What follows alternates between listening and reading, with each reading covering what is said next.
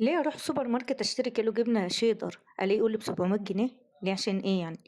ليه الغلا ده كله؟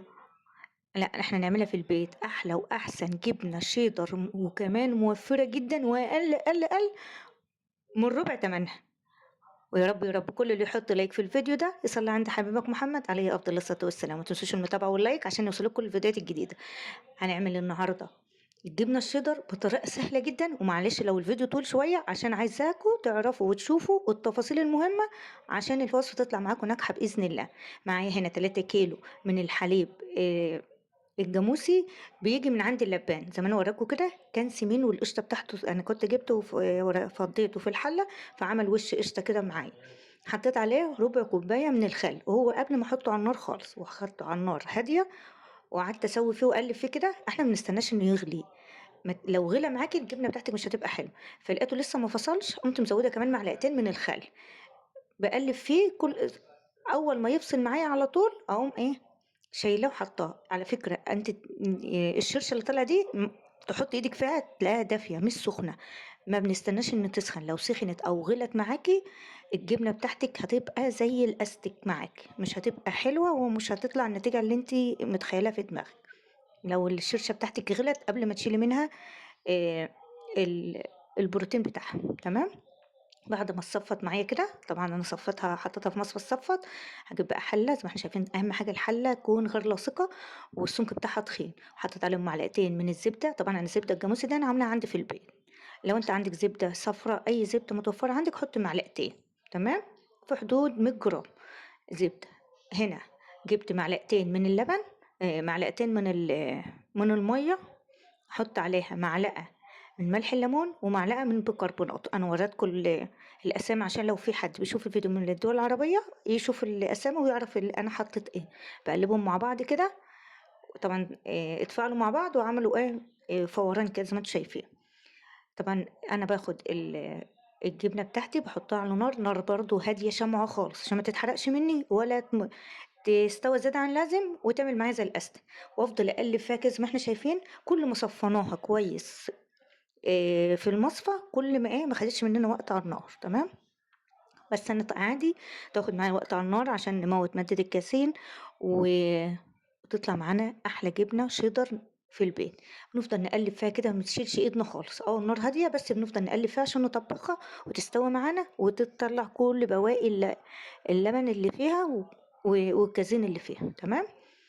اول ما بتتحول معانا تتجمد كده زي ما احنا شايفين، بنزل عليها بخليط البيكنج باودر وملح الليمون، هتبدأ تفك معانا وتبدأ تسيح تاني. تمام. ما احنا شايفين كده.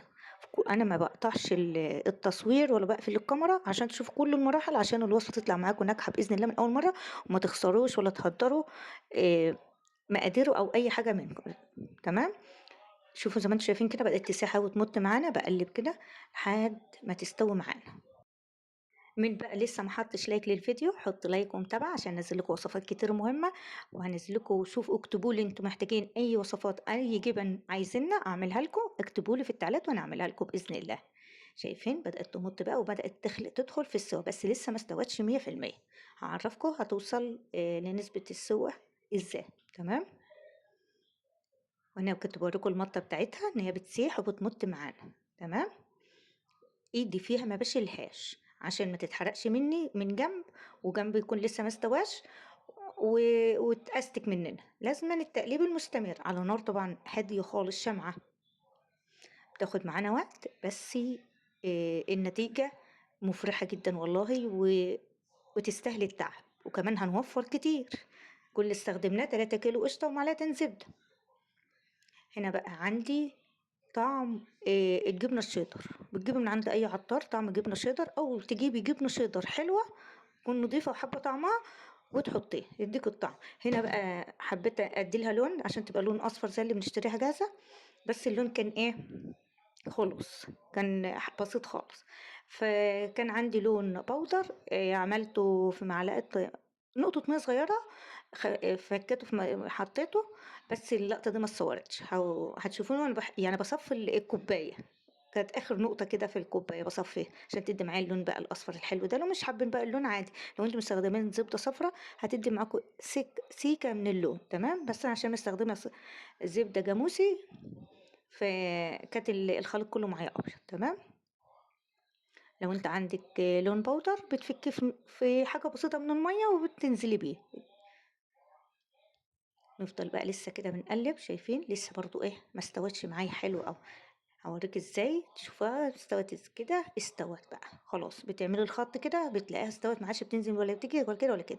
جبت هنا علبة عندي دهناها مسحة من الزيت وهانزل بيها الخليط، طبعًا العلبة دي يعني بتستخدم في الحاجة السخنة مش أي بلاستيك ننزل بيه بحاجة سخنة، طبعًا دي جبنة وسخنة العلبة دي معمولة مخصوص للجبن السخنة، عشان تكونوا عارفين، لو أنت عندِك حاجة إزاز ممكن تستخدميها، لو أنتِ ما عندكيش الحاجة البلاستيك اللي هي هتتفاعل مع الحاجة السخنة، خلّي بالنا من الحاجات دي عشان صحتنا وصحة أولادنا يا رب.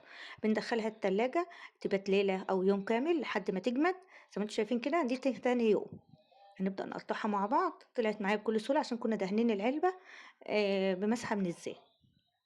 نبدأ نقطّعها، أنا بقى ما كنتش عارفة أقطّعها الصراحة، بس هي جميلة جدًا، شايفين طرية وجميلة وطعمها خطير روعة، أحلى من الجاهزة كمان بصراحة.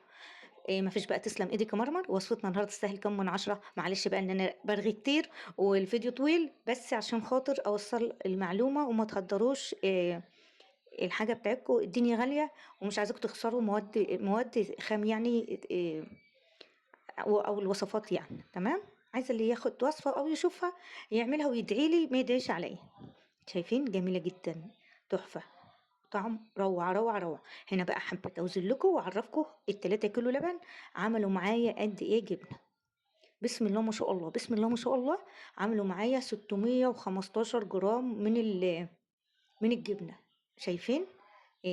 يعني 3 كيلو لبن عندنا ب90 جنيه، وقولي يا ستي حتة الزبدة اللي إحنا حطيناها في حدود 20 جنيه، قولي 110 مع الطعم قولي في حدود صرفنا 130 جنيه، ما 130 ل600 جرام، وأنا الكيلو سألت عليه لقيته ب700 جنيه عندي في السوبر ماركت، ودي حاجة معمولة في البيت ومضمونة ونضيفة وجميلة، هنجربها بقى كده في التوست، هنسيحها بقى كده على النار، شايفين؟